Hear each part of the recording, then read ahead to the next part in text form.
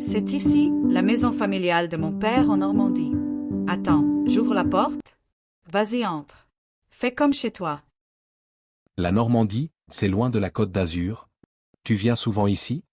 Oui, je viens tous les étés, mais je ne fais jamais de tourisme habituellement. Ça va être amusant. Et personne donc n'utilise la maison durant ces 2 semaines? Mes parents sont déjà venus ici en juillet et ils sont à Madère. Mon frère est à Saint-Malo, il vit en Bretagne. Je ne connais pas ses projets de vacances. Merci de m'avoir invité, je ne sais pas comment te remercier pour toute ta gentillesse. Tout le plaisir est pour moi. Franchement, 2 semaines toute seule, c'est reposant mais ennuyeux. Bon, on va chercher des idées de visites intéressantes dans le coin sur Internet. C'est le site de l'Office de tourisme de Cherbourg. Le manoir de la Brume, ils l'ont transformé en musée des corsaires avec hébergement. C'est nouveau. Ça a l'air sympa. Mais c'est complet. Il y a seulement une chambre libre pour ce soir. C'est pas grave, si tu veux, on y va ce soir, ça a l'air chouette. Bon, je réserve alors. Avant, je te montre ta chambre, on va au manoir dans 1 heure, prends le nécessaire pour une nuit. Tu as une porte-fenêtre qui donne accès à la plage. C'est magnifique. Bienvenue. Veuillez me suivre s'il vous plaît. Bienvenue. Bon, voici votre chambre, c'est là où dormait le capitaine des corsaires Victor de Rochebrune. Il y a vécu jusqu'en 1657. C'est beau? T'as fini? Yep.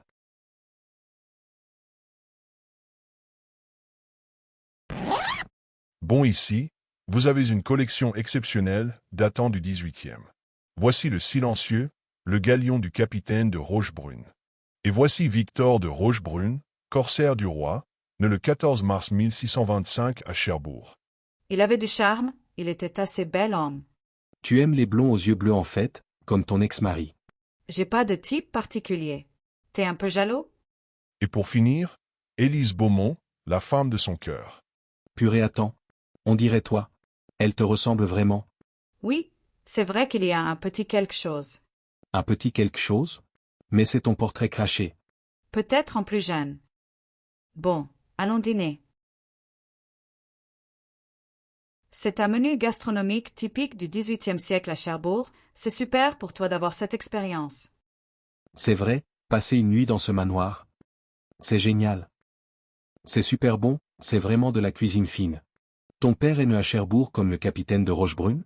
Oui, il est né à Cherbourg mais il a déménagé à Chantebrise quand il a hérité du château. Donc toi, tu es né dans les Alpes-Maritimes. Tu as toujours vécu dans le château. Oui, c'est ça. À part quand j'ai étudié à Nice, il n'y a pas d'université à Chantebrise. C'est pour ça que tu n'as pas l'accent du sud de la France, tes parents ne sont pas de la région. Oui, c'est tout à fait ça. C'est pourquoi aussi, je suis blonde. J'ai le type normand et pas méditerranéen. Comment vous avez obtenu votre titre de noblesse? Comment devient-on baron? À l'origine, le titre de baron était donné par le roi à des vassaux en échange de services, souvent militaires. Ma famille a été anoblie pour avoir géré un domaine côtier à Cherbourg au service du roi.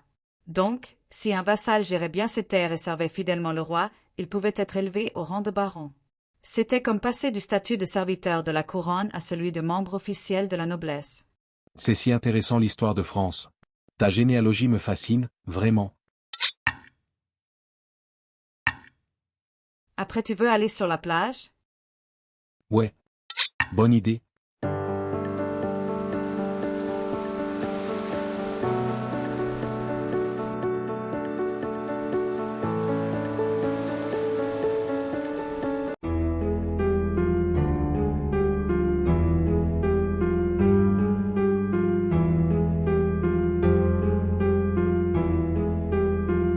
Il était bizarre ce type devant nous, non? Oui, j'espère que c'est pas notre voisin de chambre. Ouh! Ça va? Oui. Mais il y a eu comme un courant d'air qui m'a caressé les cheveux. Bon, c'est un peu bizarre, mais c'est peut-être la fenêtre qui est mal fermée. Allons nous coucher.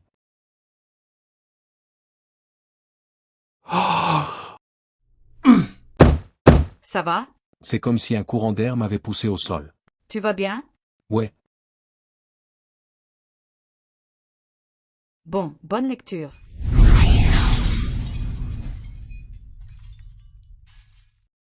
Oh, la lumière s'est éteinte toute seule. Et c'est quoi ce bruit dans le couloir? Allons voir. Ça vient de la bibliothèque.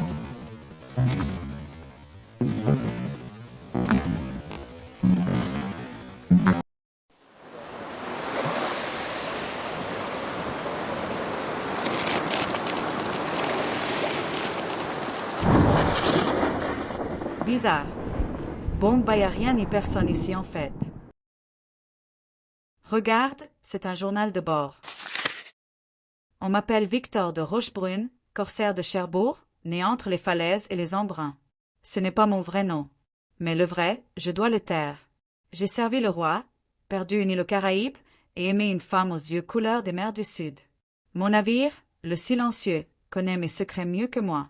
Ce journal est mon sillage. Cherbourg, décembre 1657. Le vent souffle du nord, il sent le sel et les falaises. Je marche vers le silencieux, mon navire. Les hommes chargent les tonneaux, le chat me suit, comme toujours. Je quitte la terre, je pars vers l'inconnu. Que Dieu me garde. Le roi m'envoie défendre les Amériques et ramener des trésors. Avant de traverser l'océan, je m'arrête à Majorque. L'île est belle comme un songe. Élise Beaumont m'accompagne. Elle est la femme de ma vie. Belle comme une reine, intelligente comme le diable, courageuse comme la vague. À mon retour, je l'épouserai. Le 12 mars 1658. Aujourd'hui, nous avons été attaqués par des pirates au large. Mais le silencieux a tenu bon. Nous avons riposté, sabre à la main, canon chargé. La bataille fut brève, mais violente. Nous avons gagné. Élise a combattu à mes côtés. Elle n'a pas tremblé. Je suis fier de mon équipage. Bravo! Le 15 mars 1658. Nous faisons escale aux îles Grenadines. Nous nous enivrons de rhum local et faisons des provisions. Demain, nous repartirons au lever du soleil.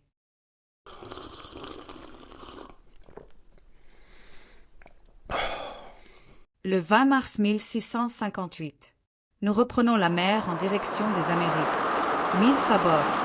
Un ouragan nous a surpris en plein océan.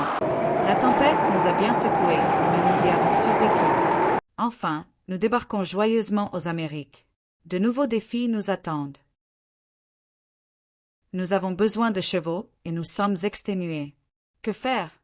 Dieu est avec nous, car nous voyons au loin une tribu et leurs chevaux. Voyons s'ils sont amicaux. Nous négocions des étoffes, des miroirs et des outils en métal contre des chevaux rapides. La tribu accepte aussi de nous laisser dormir dans un tipi pour les 2 prochaines nuits. Le chef Taïna nous guide pour rencontrer son fils Naïma. Élise va s'occuper de la négociation. Les chevaux, c'est son domaine. Nous prenons le repas avec le chef et son fils. L'occasion est bonne d'évoquer mes projets commerciaux au service du roi pour les jours à venir.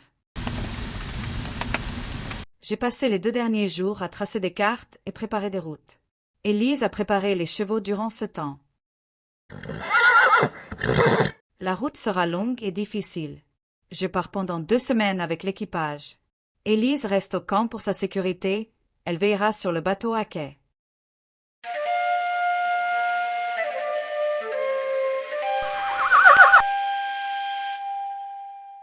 Le 12 avril 1658. Je suis de retour. Nous avons subi de lourdes pertes. Voilà de précieux trésors pour le roi. Le 13 avril 1658, demain nous reprendrons la mer et rentrerons à Cherbourg. J'ai hâte de naviguer sur l'océan. Je vais en profiter pour demander à Élise de m'épouser sur le chemin du retour. Mon Dieu, Élise a disparu. Mon bras droit Gabriel m'a dit qu'il a vu s'enfuir au petit matin avec Naïma, le fils du chef de la tribu Pidgin. Je n'arrive pas à le croire. C'est ici que s'achève mon journal. Pourquoi Élise a-t-elle choisi Naïma? A-t-elle fui l'âpreté de la mer et l'incertitude de la vie des corsaires? Ou s'est-elle laissée séduire par l'exotisme de Naïma? Mon nom se perdra dans le vent, mais ma peine est éternelle. Waouh, en fait, c'est carrément nous deux dans cette histoire mais comme dans une vie antérieure. Alors moi, je suis plutôt cartésienne, je sais pas trop, mais c'est un peu troublant, c'est vrai. Arrête, c'est clair non. Ça expliquerait pourquoi on est un peu comme des âmes sœurs.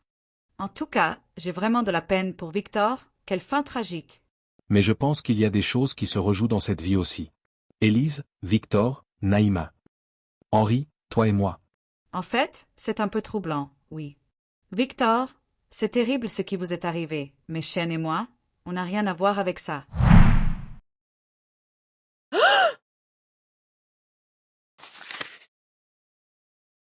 Moi, le mouton noir de la famille. Peut-être qu'ils avaient tous raison. Même Élise m'a tourné le dos. Je révèle enfin mon vrai nom. Victor d'Ombre d'Or. Quelle histoire! Donc, c'est un de mes ancêtres?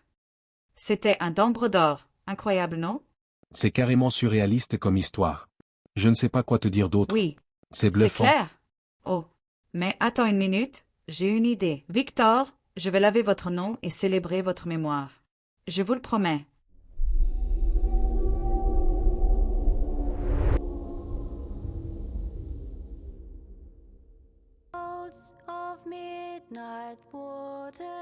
Waouh!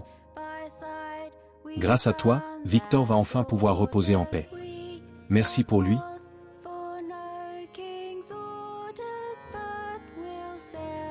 Allons nous coucher maintenant. Et que longue vive la mémoire de Victor d'Ombre d'Or. Suite au prochain épisode. Si vous avez aimé cette vidéo, n'oubliez pas de mettre un like, cela nous aide à en créer davantage. À bientôt!